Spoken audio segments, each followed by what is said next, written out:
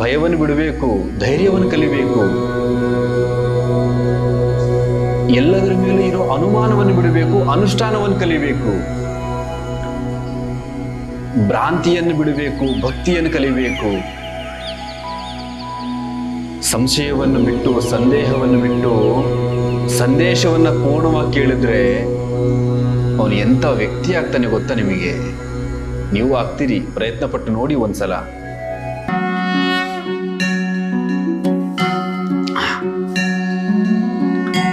ಒಬ್ರು ತುಂಬಾ ಪ್ರಖ್ಯಾತ ಜ್ಯೋತಿಷರಿದ್ರು, ತುಂಬಾ ಹೆಸರುವಾಸಿ. ಹೆಸರೇಳೋದು ಬೇಡ, ಈಗಿನ ಸಿಚುವೇಶನ್ ಅಲ್ಲಿ ಲಿಟಿಗೇಷನ್ ಜಾಸ್ತಿ, ನಿಮಗೂ ಗೊತ್ತಿದೆ. ಯಾರ ಹೆಸರು ಹೇಳಲಿಕ್ಕೆ ನಾನು ಇಷ್ಟಪಡೋದಿಲ್ಲ, ಯಾಕಂದ್ರೆ ಇಲ್ಲಿ ಯಾರು ಕೆಟ್ಟವರು ಇಲ್ಲ, ಯಾರು ಒಳ್ಳೆಯವರು ಇಲ್ಲ.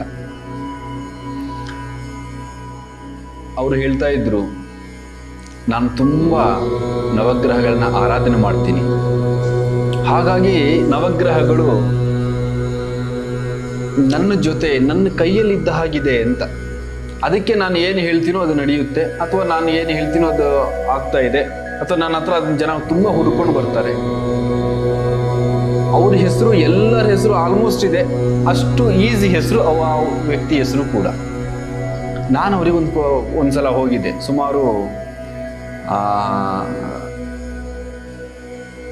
6 ವರ್ಷದ ಹಿಂದ್ಗಡೆ. ಅವ್ರು ನನಗೆ ತುಂಬ ಆತ್ಮೀಯರು, ಹಾಗಾಗಿ ಹೋಗಿದ್ದೆ.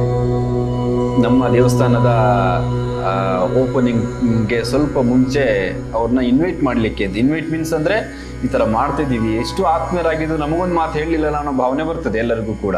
ಈಗ ನಿಮ್ಮ ಮನೇಲಿ ನೋಡಿ, ಅದರೊಂದು ಬರ್ತಡೇ ಮಾಡಿದ್ರೆ ನೀವು ಕರಿತಿರೋ ಇಲ್ಲೋ ಸೆಕೆಂಡ್ ಆಪ್ಷನ್ ಅದು. ಆದರೆ ಅವ್ರಿಗೆ ಅನ್ಸುತ್ತೆ, ನನಗೊಂದು ಮಾತು ಹೇಳಿದ್ರೆ ಮಾರಾಯ ನಾನು ಬರ್ತಿದ್ನಲ್ಲ ಅನ್ನೋ ಈ ಮಾತು ನನಗೆ ಇಷ್ಟ ಇಲ್ಲ, ಅದಕ್ಕಾಗಿ ಒಂದ್ಸಲ ಕರಿಯೋಕ್ಕೆ ಹೋಗಿದ್ದೆ. ಅವಾಗ ಹೀಗೆ ಕುತ್ಕೊಂಡಿದ್ದು ನಾನು, ಅವರು ಮಾತಾಡ್ತಾ ಅವ್ರು ಹೇಳ್ತಾ ಇದ್ರು, ನವಗ್ರಹಗಳ ಅನುಗ್ರಹ ಇರಬೇಕು, ಖಂಡಿತ ಇರಬೇಕು, ಅವರ ಆಶೀರ್ವಾದದಿಂದ ಇಷ್ಟೆಲ್ಲ ಆಗ್ತಿರೋದು ಖಂಡಿತ ಹೌದು. ಎಲ್ಲರಿಗೂ ನವಗ್ರಹಗಳಿಂದ ಆಗುವ ಪ್ರಭಾವವನ್ನ ತಡ್ಕೊಳಕ್ ಆಗ್ತಾ ಇಲ್ಲ. ನೋಡಿ, ಎಷ್ಟೊಂದು ಜನ ಬರ್ತಾರೆ, ದಿನಾ ನನಗೆ ಬ್ಯುಸಿ ಆಗಿದ್ದೀನಿ, ಆ ಪೂಜೆ ಈ ಪೂಜೆ ಅನ್ಕೊಂಡು. ಅವಾಗ ನಾನು ಹೇಳಿದೆ, ಮತ್ತೆ ನೀವೇನ್ ಮಾಡ್ತಿದ್ದೀರಿ, ನೀವು ಹೇಗನ್ ಸರಿ ಮಾಡ್ಕೊಂತೀರಿ ಅದನ್ನ? ಅವಾಗ ಅವ್ರು ಹೇಳ್ತಾ ಇದ್ರು, ನಾನು ದಿನ ಅನುಷ್ಠಾನ ಮಾಡ್ತೀನಿ. ಅವಾಗ ನನಗೇನು ಗೊತ್ತಾಯ್ತು ಅಂದ್ರೆ, ಇವರು ಅನುಷ್ಠಾನ ಮಾಡೋದು ಹೇಳ್ಕೊಡ್ಬೋದಲ್ಲ ಎಲ್ಲರಿಗೂ. ಅನುಷ್ಠಾನ ಇಂಥವರಿಗೆ ಇರಬೇಕು ಅಂತ ಜಗತ್ತಲ್ಲಿ ಯಾವುದೋ ಸೀಮಿತದಲ್ಲಿ ಅಥವಾ ಯಾವುದೇ ಒಂದು ಗ್ರಂಥದಲ್ಲಿ ಇಲ್ಲ, ಯಾರು ಬೇಕಾದ್ರೂ ಮಾಡ್ಬೋದು. ಅದೇ ಇವ್ರು ರೆಡಿ ಇಲ್ಲ ಅಷ್ಟೇ, ಹೇಳ್ಕೊಳಕ್ ರೆಡಿ ಇಲ್ಲ. ಅಲ್ಲಿ ಮತ್ತೊಂದು ಇನ್ನೊಂದು ಅವ್ರದ್ದು ಮತ್ತೊಂದು ಇನ್ನೊಂದು ಏನೋ ಇರುತ್ತೆ, ಅದು ಸಪ್ರೇಟ್. ಅದು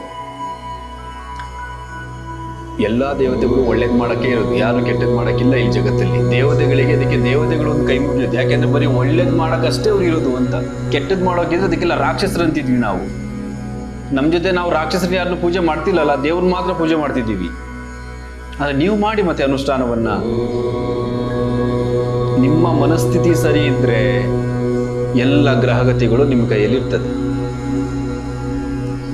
ಗ್ರಹಗತಿಗಳಿಗೆ ಎಲ್ಲರಿಗೂ ನೀವು ಹೆದರುತ್ತಾ ಹೋದ್ರೆ ನಿಮ್ಮ ಮನಸ್ಥಿತಿ ಹಾಳಾಗಿ ಹೋಗ್ತದೆ, ಇದೇ ಸತ್ಯ.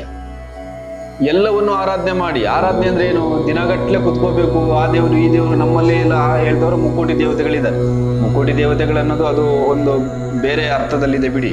ಅಟ್ಲೀಸ್ಟ್ 106 ದೇವರಿದೆ ಹೆಸರು ಹೇಳ್ತಾ ಎಲ್ಲ ಹೋದ್ರೆ. ರಾಮನಲ್ಲಿ ಒಂದಿಷ್ಟು ಅವತಾರ, ವಿಷ್ಣುವಲ್ಲಿ ಒಂದಿಷ್ಟು ಅವತಾರ, ಶಿವನಲ್ಲಿ ಒಂದಿಷ್ಟು ಅವತಾರ, ನಂದಿಯಲ್ಲಿ ಒಂದಿಷ್ಟು ಅವತಾರ, ದುರ್ಗಿಯಲ್ಲಿ ಒಂದಿಷ್ಟು ಅವತಾರ, ಸರಸ್ವತಿಯಲ್ಲಿ ಒಂದಿಷ್ಟು ಅವತಾರ, ಬ್ರಹ್ಮನಲ್ಲೂ ಕೂಡ ಅವತಾರಗಳಿದೆ ಅಂತ ಉಲ್ಲೇಖ ಇದೆ. ಹಾಗಂತ ಎಲ್ಲ ಯೋಚನೆ ಮಾಡ್ತಾ ನಾವು ಪೂಜೆ ಮಾಡ್ತಾ ಹೋದ್ರೆ ನಿಮಗೆ 24 hours ಸಾಲೋದಿಲ್ಲ, ಇನ್ನೊಂದು 10 hours ಎಕ್ಸ್ಟ್ರಾ ತಗೋಬೇಕಾಗ್ತದೆ. ಅದಲ್ಲ, ಪ್ರಾರ್ಥನೆ ಮಾಡ್ಲಿಕ್ಕೆ ದುಡ್ಡು ಕೊಡ್ಬೇಕಾಗಿಲ್ಲಲ್ಲ, ಹೂವು ಹಾಕ್ಬೇಕಾಗಿಲ್ಲ, ಹಣ್ಣು ಹಾಕ್ಬೇಕಾಗಿಲ್ಲ, ಧೂಪ ಹಚ್ಚಬೇಕಾಗಿಲ್ಲ, ದೀಪ ಹಚ್ಚಬೇಕಾಗಿಲ್ಲ, ತುಪ್ಪ ತರಬೇಕಿಲ್ಲ, ಏನಿಲ್ಲ. ಪ್ರಾರ್ಥನೆ ಮಾಡಿದ್ರೆ ಕೇವಲ ಪ್ರಾರ್ಥನೆ ಅಷ್ಟೇ. ಹಿಮಾಲಯದ ಒಳಗಡೆ ಕುತ್ಕೊಂಡು ಯಾವುದೋ ಒಂದು ಬಂಡೆ ಕೆಳಗಡೆಯೋ ಆ ಹಿಮದ ಕೆಳಗಡೆನೋ ಕುತ್ಕೊಂಡು ಯಾವುದೋ ಒಂದು ಗುಹೆಯಲ್ಲಿ ಸನ್ಯಾಸಿಗಳು, ಅಘೋರಿಗಳು ಪೂಜೆ ಪುರಸ್ಕಾರಗಳು ಮಾಡ್ತಿದ್ದಾರೆ ಅಂದ್ರೆ ಅವ್ರಿಗೆ ನಂದಿನಿ ತುಪ್ಪ ಪಾರ್ಸಲ್ ಬರೋದಿಲ್ಲ ಎಲ್ಲೂ ಕೂಡ. ಅದಕ್ಕೆ ಹೇಳ್ತಾರೆ ಮಾನಸ ಪೂಜೆ, ಮನಸ್ಸಲ್ಲಿ ಪ್ರಾರ್ಥನೆ ಅಂತ. ನೀವು ಮಾಡಿ, ನಿಮಗೂ ಆಪರ್ಚುನಿಟಿ ಇದೆ. ಅದನ್ನ ನೀವು ರೆಡಿ ಇಲ್ಲ ಅಷ್ಟೇ. ಮನಸ್ಸಲ್ಲಿ ಬೇರೆಲ್ಲ ಇದ್ದಾರೆ. ಮನಸ್ಸಲ್ಲಿ ಹುಡುಗಿ ಇದ್ದಾಳೆ, ಮನಸ್ಸಲ್ಲಿ ಹುಡುಗ ಇದ್ದಾನೆ, ಮನಸ್ಸಲ್ಲಿ ಬೇರೆದೆಲ್ಲ ಇದೆ. ಮನೆ ಕಟ್ಟಬೇಕು, ಕಾರ್ ತಗೋಬೇಕು, ಬರೀ ಇದೇ ಇರೋದು ಮನಸ್ಸೊಳಗೆ. ಮನಸ್ಸೊಳಗೆ ಎಲ್ಲೂ ಜಾಗ ಇಲ್ಲ, ಸ್ಪೇಸ್ ಇಲ್ಲ ದೇವರಿಗೆ ಎಲ್ಲೂ ಕೂಡ. ನೀವು ಯಾವಾಗ ಮನಸ್ಸೊಳಗೆ ಬೇರೆದಕ್ಕೆ ಯಾವುದಕ್ಕೂ ಜಾಗ ಕೊಡೋದಿಲ್ವೋ, ಯಾವುದು ದೇವರು ಮಹಿಮೆ, ಅನುಗ್ರಹ ಇದು ಯಾವುದಕ್ಕೂ, ಅವಾಗ ಬೇರೆದೆಲ್ಲ ತುಂಬಿಕೊಳ್ಳೋಕೆ ಶುರು ಮಾಡ್ತದೆ. ನಿಮ್ಮ ಒಳಗಡೆ ಇರುವ ಕಸವನ್ನ ಮೊದಲು ತೆಗಿಬೇಕು. ಒಬ್ರು ಗುರುಗಳ ಹತ್ರ ಒಬ್ಬ ಶಿಷ್ಯ ಹೋದಂತೆ. ಅವನು ಹೇಳ್ತಾನೆ, ಗುರುಗಳೇ, ನನಗೆ ನಿಮ್ಮಲ್ಲಿ ಯಾವ್ದಾದ್ರು ಒಂದು ವಿದ್ಯೆಯನ್ನು ಕಲಿಸ್ಕೊಡಿ, ನನಗೂ ನಿಮ್ಮಿಂದ ಜ್ಞಾನಾರ್ಚನೆ ಆಗಲಿ, ಜ್ಞಾನ ಹೆಚ್ಚು ಪಡ್ಕೋಬೇಕು ಅಂತ. ಅವಾಗ ಗುರುಗಳು ಹೇಳಿದ್ರಂತೆ, ಆಯ್ತು, ಖಂಡಿತ ಹೇಳ್ಕೊಡ್ತೀನಿ, ಚಿಂತೆ ಮಾಡೋದು ಬೇಡ, ನನ್ನ ಜೊತೆ ಇರು ಸ್ವಲ್ಪ ದಿನ ಫಸ್ಟು ಅಂತ. ಇವನು ಪಾಪ ಗುರುಗಳ ಹತ್ರ ಹಿಂದೆ ಮುಂದೆ ಸುತ್ತಾನೆ ಇದ್ದ. 6 ತಿಂಗಳಾಯ್ತು, ಅವನಿಗೆ ಬೇಸತ್ತು ಹೋಗ್ಬಿಟ್ಟಿದೆ. 6 ತಿಂಗಳು ನನಗೆ ಏನು ಹೇಳ್ಕೊಟ್ಟಿಲ್ಲ, ಏನ್ ಮಾಡೋದು ಇವಾಗ? ಅವನಿಗೆ ಬೇಜಾರಾಗ್ತಾ ಇದೆ. ಅವಾಗ ಒಂದ್ ದಿವಸ ಹೀಗೆ ಆಯ್ತು, ಟೀ ಮಾಡ್ಕೊಂಬ ಹೋಗು ಅಂತ ಕೇಳಿದ್ರು ಶಿಷ್ಯರಿಗೆ ಗುರುಗಳು ಎಷ್ಟು ಅಂತ ಮಾಡ್ಕೊಡೋದಪ್ಪ ಇವರಿಗೆ ಅಂತ ಗೊನ್ಗುಡ್ಕೊಂಡೆ ಹೋದ. ತಗೊಬಂದ ಟೀನ ಕೊಟ್ಟ. ನೀನು ಒಂದು ತಗೋಬ ಮಾರಯ್ಯ ಅಂತ ಹೇಳ್ದ. ಇಲ್ಲ ಗುರುಗಳು, ನನಗೆ ಬೇಡ. ಅಂದ್ರೆ ನಾನು ಇನ್ನೊಂದು ಕಪ್ ತಗೋಬಾ, 2 ಕಪ್ಪು ತಗೊಬಂದು ಇಡ್ತಾನೆ ಪಕ್ಕದಲ್ಲಿ. ಅವಾಗ ಗುರುಗಳು ಏನ್ ಮಾಡ್ತಾರೆ, 1 ಕಪ್ಪು ಏನು ಟೀ ಇದೆಯೋ ಅದಕ್ಕೆ ಇನ್ನೊಂದು ಕಪ್ಪು ತಗೊಬಂದು ಸುರಿಯಕ್ಕೆ ಶುರು ಮಾಡ್ತಾರೆ. ಅವಾಗ ಶಿಷ್ಯ ಹೇಳ್ತಾನೆ, ಗುರುಗಳೇ, ಏನ್ ಈ ತರ ಮಾಡ್ತಿದ್ದೀರಿ, ನೀವು ಜ್ಞಾನವಂತರು, ಅದು ಆಲ್ರೆಡಿ ತುಂಬಿದೆ, ಅದಕ್ಕೆ ಈ ಮತ್ತು ತುಂಬಿದ್ರೆ ಅದು ಚೆಲ್ಲಿ ಹೋಗುತ್ತಲ್ವಾ. ಅದಕ್ಕೆ ಗುರುಗಳು ಹೇಳ್ತಾರೆ, ಕರೆಕ್ಟ್, ಇದೇ ಸತ್ಯ, ನಿಮ್ ಒಳಗಡೆ ಆಲ್ರೆಡಿ ಇಲ್ಲಿ ತುಂಬೋಗಿದೆ, ಇದು ನಾನು ಕೊಟ್ಟಿದ್ದು ಉಳಿಯೋದಿಲ್ಲ ಅಲ್ಲಿ, ಅದು ಚೆಲ್ಲಿ ಹೋಗ್ತಾ ಇದೆ, ಚೆಲ್ಲಿ ಹೋಗುತ್ತೆ ಕೂಡ. ಇದೇ ಸತ್ಯ. ನೀವು ಕಸ ತುಂಬಿಕೊಂಡು ಇದ್ರ ಒಳಗಡೆ ಜ್ಞಾನ ಪಡಿಬೇಕು ಅಂದ್ರೆ ಹತ್ರನೂ ಬರುವುದಿಲ್ಲ, ತುಂಬೋದಿರ್ಲಿ, ಹತ್ರನೂ ಬರುವುದಿಲ್ಲ. ಅವಾಗೆಲ್ಲ ಇಲ್ಲೂ ಹೋಗುದಿಲ್ಲ, ಇಲ್ಲಾಸ ಹೋಗ್ತದೆ ಎಲ್ಲ ಮೇಲ್ಗಡೆ ಆಸಿ. ನೀವು ಖಾಲಿ ಮಾಡ್ಕೋಬೇಕಲ್ಲ ಫಸ್ಟು. ಖಾಲಿ ಗ್ಲಾಸಿಗೆ ಟೀ ಹಾಕಿದ್ರೆ ಟೀ ಉಳಿಯುತ್ತೆ ಹೊರತು ತುಂಬಿದ ಗ್ಲಾಸಿಗೆ ನಾನು ಎಷ್ಟೇ ನಿಮಗೆ ಬುದ್ಧಿ ಹೇಳು ನಿಮ್ಮ ತಲೆ ಒಳಗೆಲ್ಲ ಹೋಗೋದಿಲ್ಲ. ಹಾಗಂತ ನೀವು ಎಲ್ಲರೂ ತಿಳ್ಕೊಂಡು ನನ್ನನ್ನು ಗ್ರೇಟ್ ಅನ್ಬೇಕು, ಆ ಯಾವ ಕಾನ್ಸೆಪ್ಟು ನಮಗಿಲ್ಲ. ಅದಕ್ಕೆ ನಾವು ಯಾವ ಚಾನೆಲಲ್ಲೂ ಸಬ್ಸ್ಕ್ರೈಬ್ ಮಾಡಿ, ಲೈಕ್ ಮಾಡಿ ಅಂತ ಎಲ್ಲೂ ಯಾಕೆ ಹಾಕೋದಿಲ್ಲ, ಇದೇ ಕಾರಣ. ಗುರುಗಳಿಗೆ ಏನು ಜಾಸ್ತಿ ಸಬ್ಸ್ಕ್ರೈಬ್ ಬಂದರೆ ಹಣ ಬರುತ್ತೆ, ಮತ್ತೊಂದು ಇನ್ನೊಂದು, ಇದು ಯಾವುದು ಟಾಪಿಕ್ ನಮಗೆ ಬೇಕಾಗಿಲ್ಲ ಇಲ್ಲಿ. ನಾವು ಅದಕ್ಕೆ ದೇವಸ್ಥಾನಕ್ಕೆ ಬರೋರಿಗೂ ಕೂಡ ಎಷ್ಟು ಅವಾಯ್ಡ್ ಮಾಡ್ತೀವಿ, ಬರಬೇಡಿ ಹೋಗಿ ಅಂತ.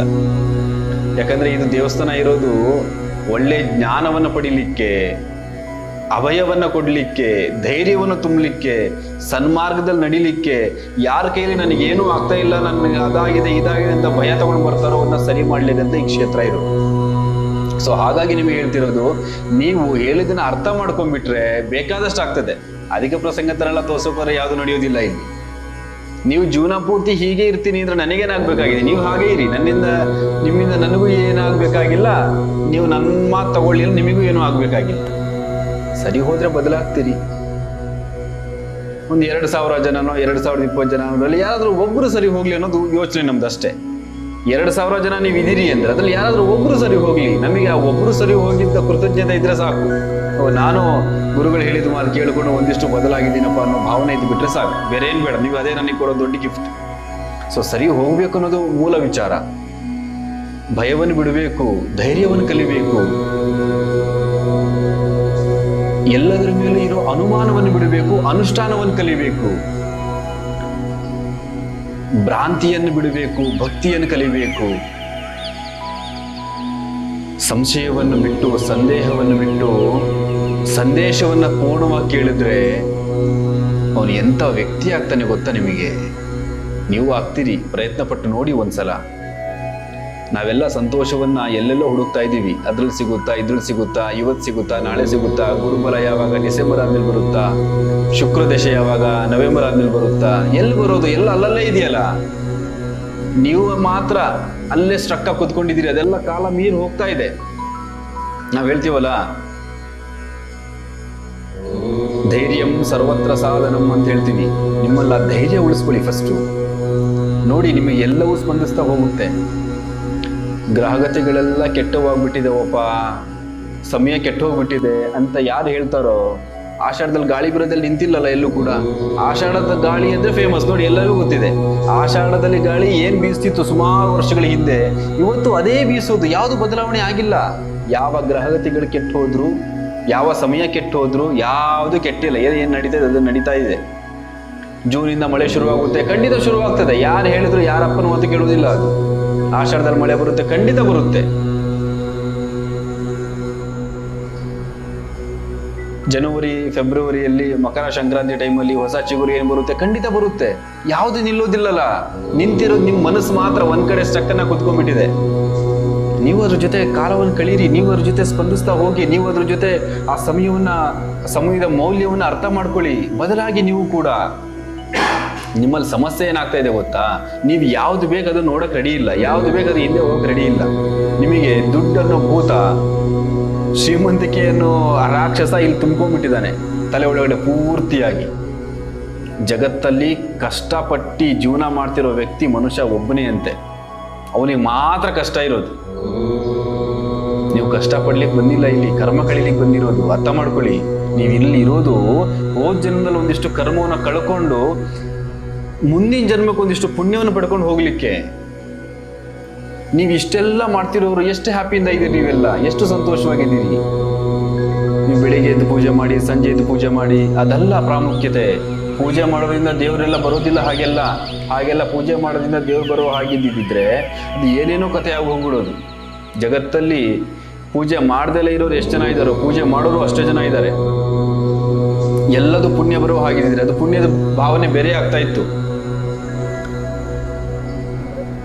ಈಗ ಕೆಲವೊಂದು ನದಿಗಳಲ್ಲಿ ಭಾರತದ ಇತಿಹಾಸವನ್ನ ಸಾರುತ್ತಿರುವ ಎಷ್ಟು ನದಿಗಳನ್ನ ನೋಡಿ. ನಿಮಗೆಲ್ಲ ಹೇಳ್ತಿರ್ತಾರೆ ಎಲ್ಲರೂ, ಆ ನದಿಗೆ ಹೋಗಿ ನಿನ್ನ ಪಾಪ ಕರ್ಕೊಂಡು ಪುಣ್ಯ ಪಡ್ಕೊಂಡು ಎಷ್ಟು ಶ್ರೀಮಂತ ಆಗ್ತೀಯಾ ಅಂತ. ಆ ನದಿ ಹತ್ರ 10 ಜನ ಭಿಕ್ಷೆ ಬೇಡ್ತಾ ಕೂತಿರ್ತಾರೆ. ಎಷ್ಟು ವರ್ಷದಿಂದ ಕೂತಿರ್ಬೋದು ಅವರು? 10 ವರ್ಷದಿಂದ ಕೂತಿರ್ಬೋದಾ? ನೀವು ನೋಡಿ ದೊಡ್ಡ ದೊಡ್ಡ ನದಿಗಳ ಹತ್ರ ಅವ್ರು ಅದೇ ನದಿಲಿ ಮುಳುಗ್ತಾರೆ, ಅಲ್ಲೇ ಬಂದು ಕೂತ್ಕೊಂತಾರೆ, ಅಲ್ಲೇ ಕೈ ಚಾಚ್ತಾ ಕೂತಿರ್ತಾರೆ. ಮತ್ತೆ ಅವರಿಗೆಲ್ಲ ಯಾಕೆ ಬಂದಿಲ್ಲ ಪುಣ್ಯ? ನೀವು ಅವ್ರ ತರ ಒಂದ್ ಕಡೆ ಸ್ಟ್ರಕ್ ಆಗ್ಬಿಟ್ಟಿದ್ದೀರಿ. ನನ್ನ ಜೀವನ ಇಷ್ಟೆಲ್ಲ ಬಾಕ್ಸಲ್ಲಿ ಹಾಕೊಂಡು ಕೂತ್ಕೊಂಡ್ಬಿಟ್ಟಿದ್ದೀನಿ ಅಂತ. ನಿಮಗೆ ಹೇಗೆ ಮತ್ತೆ ಪುಣ್ಯ ಬರಬೇಕು? ಗಂಗಾ ನದಿ ಅಂತ ಇನ್ನು 100 ನದಿ ಹೋದ್ರೂ ಪುಣ್ಯ ಬರೋದಿಲ್ಲ. ನಿಮ್ಮ ಭಾವನೆ ಬದಲಾಗ್ದಲೆ, ಯೋಚನೆ ಬದಲಾಗ್ದಲೆ, ಒಳ್ಳೆ ದಾರಿ ಸಿಗದಲೆ ಏನೂ ಬರ್ಲಿಕ್ಕೆ ಸಾಧ್ಯವಿಲ್ಲ.